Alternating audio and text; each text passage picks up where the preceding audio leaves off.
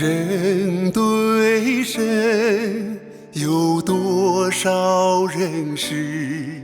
神在人心里就有多少地位。人对神的认识有多高，人心里的神就有多大。如果你认识的神是空洞的，是渺茫的，那你所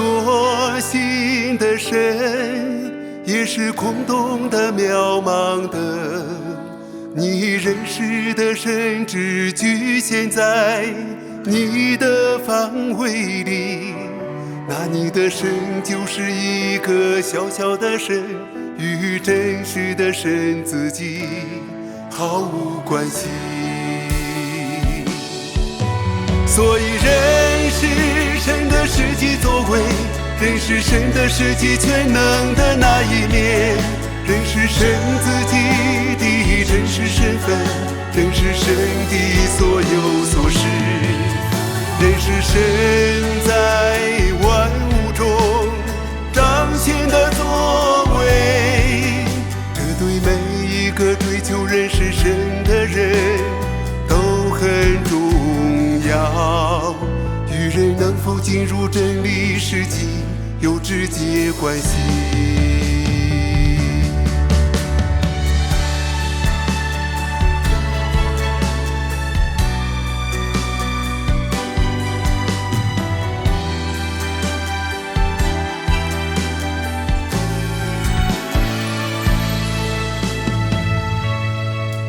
如果你只把认识神限制在字句里，限制在你小小的经历里，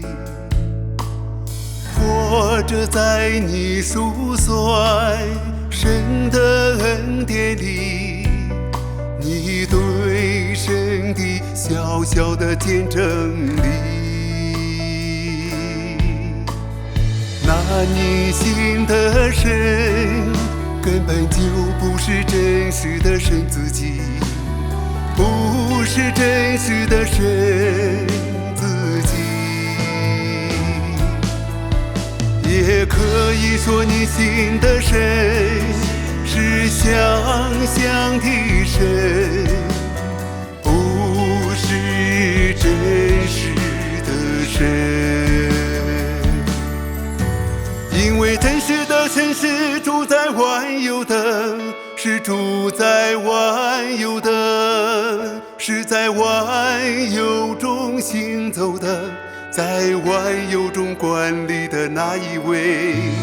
是掌握全人类、掌握全人类命运的，也是掌握万有命运的那一位。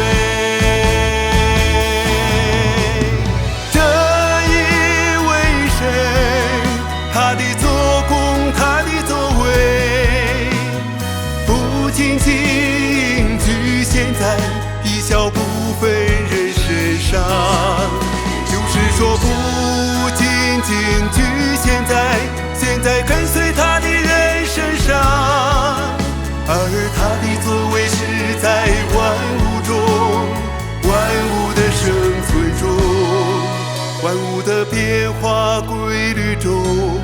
得以彰显。